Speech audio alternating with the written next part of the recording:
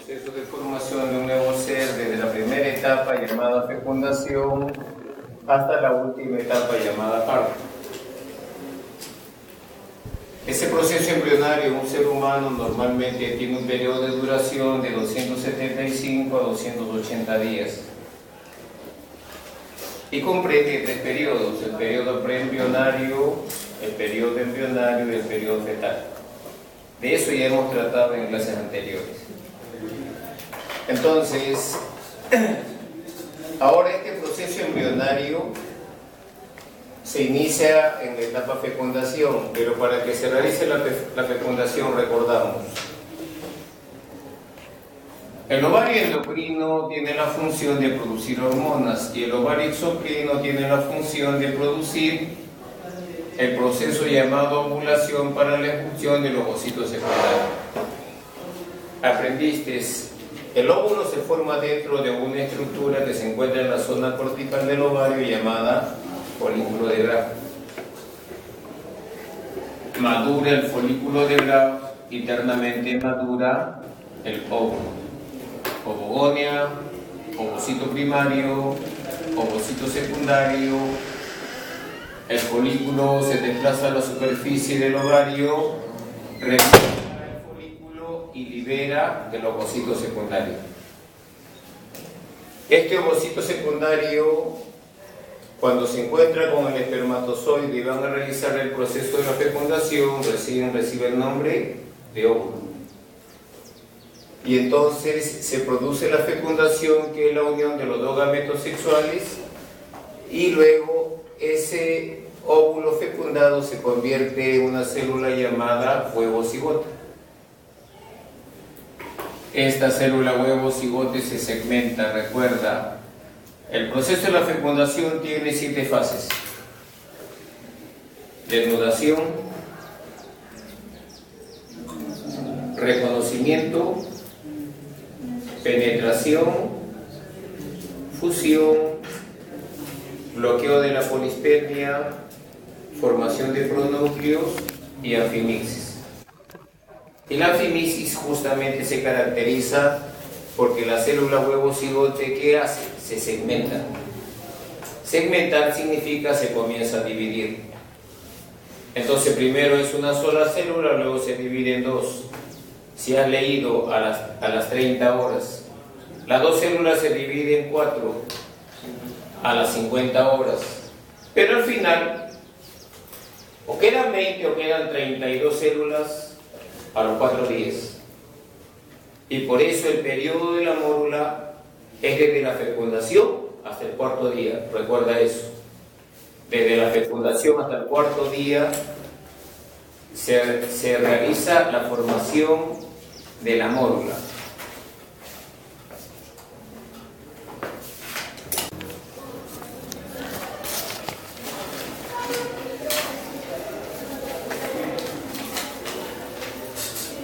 En función de lo que se te pregunta en el pasito y en el parcial. Ya te diste cuenta, en el parcial te pongo preguntas de los pasitos.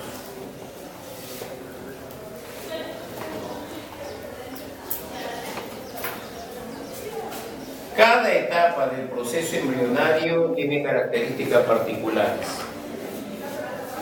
Entonces, la primera etapa es la fecundación. Y la fecundación se caracteriza porque allí se forma la célula huevo cigote. Entonces la característica de la fecundación es la formación del huevo cigote. Luego viene la segunda etapa, se llama mórula. ¿Qué significa de que este huevo cigote comienza a segmentarse? Siempre un número doble, 2, luego 4, las 4 en 8, las 8 en 16 y las 16 en 32. Por eso dice la mórula termina cuando se forman o 20 o 32 células.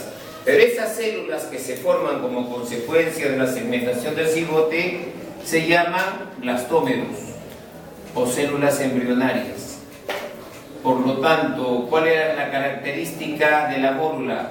La formación de los blastómeros o células embrionarias. ¿A los cuántos días termina de formarse la mórula? A los 4 días. Y se le llama así, jóvenes, mórula, porque las células que se segmentan y se dividen se agrupan como un racimo de mora. La mora es una fruta. Entonces, se acumulan como un racimo de mora, que viene el término de mórula. Y cada célula segmentada recibe el nombre de blastómero o célula embrionaria.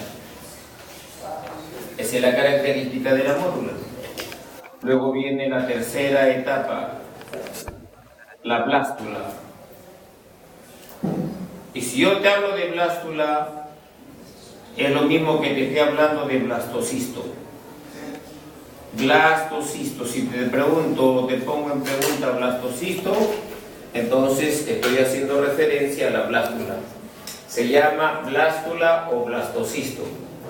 Esta blástula o blastocisto se caracteriza porque tiene 3 estructuras. 3 estructuras. Tiene el blastocele, que es la cavidad central.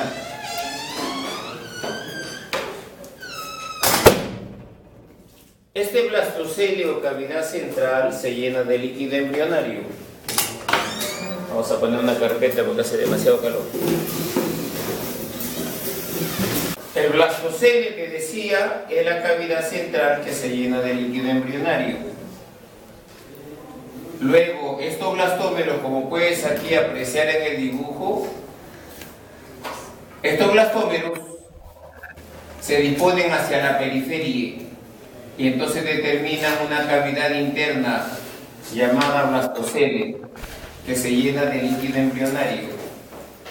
Y ahora estos blastómeros se disponen en 2 capas celulares, una hacia adentro interna y otra hacia afuera externa.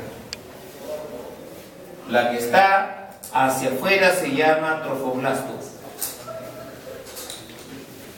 Trofoblasto. Estamos haciendo aquí un resumen para que entiendas cuando leas el tema resumen que se te ha entregado. La capa externa es el trofoblasto y la capa interna es el embrioblasto. Embrioblasto.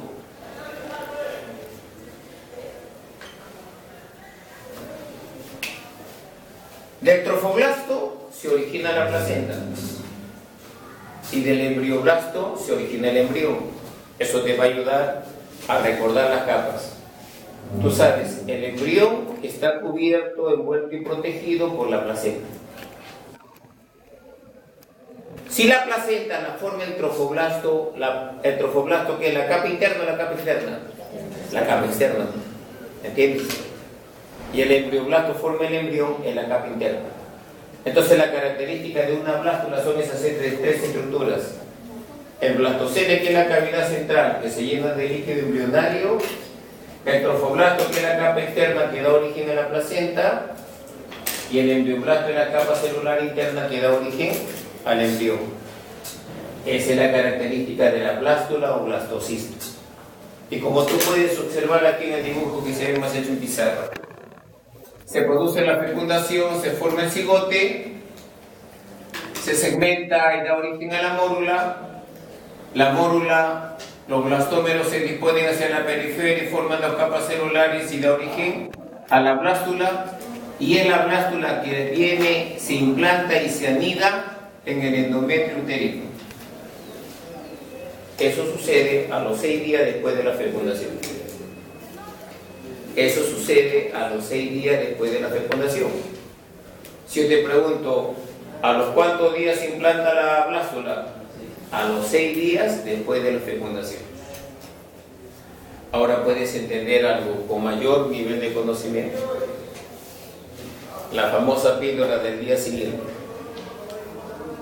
que equivocadamente le están llamando anticonceptivo. Y que cada vez las mujeres lo están utilizando más sin saber las consecuencias que pueden tener a posteriori.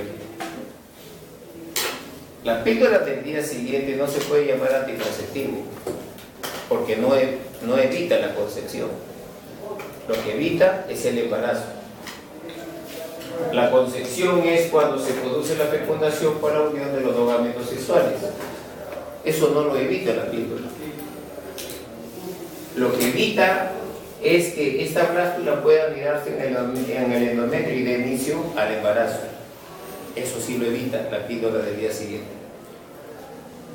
El embarazo no comienza cuando se realiza la fecundación. El embarazo comienza cuando la blástula se anida en el endometrio uterino. ¿Lo estás entendiendo?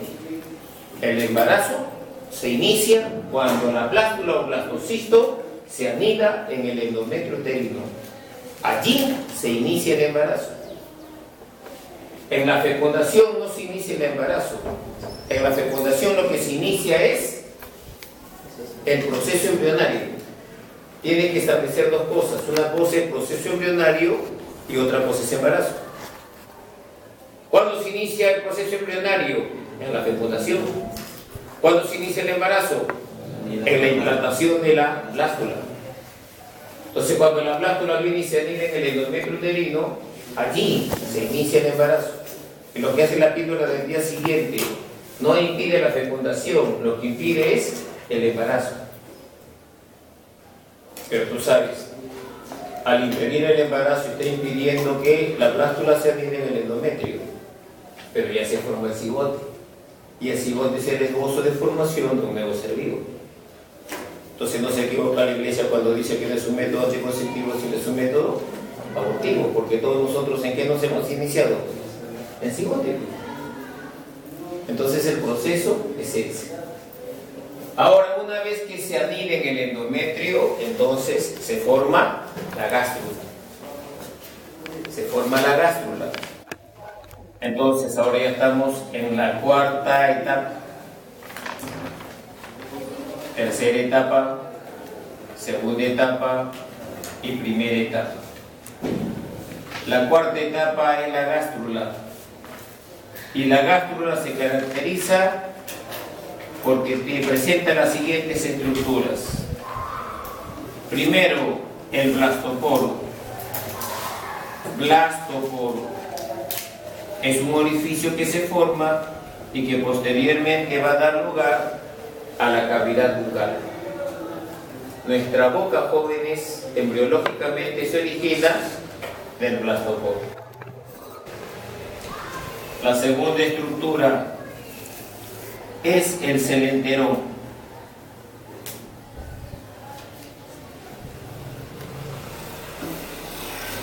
Celenterón o arquenterón.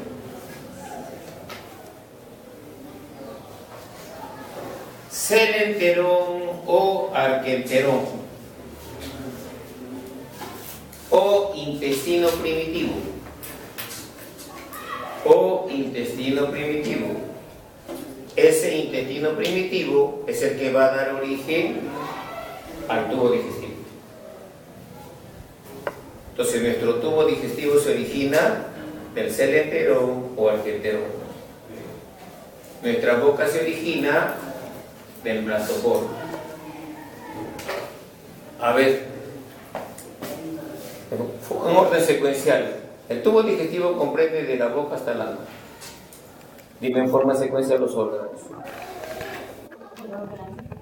Desde la boca hasta el ano, dime en forma secuencial. Boca, faringe, esófago, estómago, intestino delgado, intestino grueso y ano. Entonces, esa secuencia de órganos, boca, faringe, esófago, estómago, intestino delgado, intestino grueso y ano, se originan de esta estructura llamada celenterón o arquenterón. Y la cavidad bucal se origina de esta estructura llamada blastoporo. La tercera estructura que caracteriza a una gástrula son las tres capas germinativas, se llaman así, tres capas germinativas o blastodérmicas. 3 capas germinativas o blastodérmicas.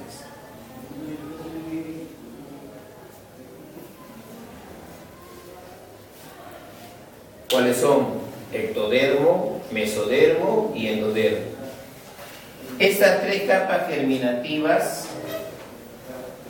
son ectodermo,